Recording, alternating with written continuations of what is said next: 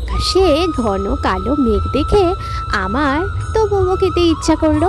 তোমাদের কার কার এই বৃষ্টির দিনে মোমো খেতে ইচ্ছা করে আমাকে কিন্তু কমেন্ট করে জানিও। এমনিতে তো ঠান্ডা লেগেছে, তার উপর মোমো হলে জিনিসটা পুরো জমে যাবে, তাই না বলো? তাই আমিও চটপট লেগে পড়লাম কাজে, মোমো বানাতে শুরু করে দিলাম। কি করব বলো, নিজেকে খেতে হলে নিজেকে তো করতেই হয়। তবে আমি এই মোমোটা অনেকবার বানিয়েছি, তবে এই গোলাপ শেপ মোমো প্রথমবার বানাচ্ছি।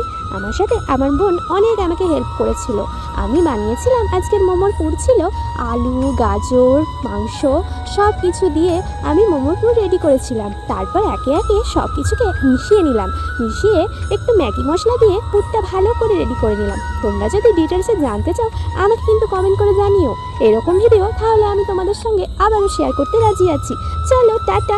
আমি তো এই বৃষ্টির ওয়েদারে মোমোটা ভালোভাবেই এনজয় করলাম। তো তোমরা বলো আমার ভিডিওগুলো কেমন লাগে, আর রোজ রোজ আমার ভিডিওতে যারা কমেন্ট করো তাদেরকে অনেক অনেক ভালোবাসা।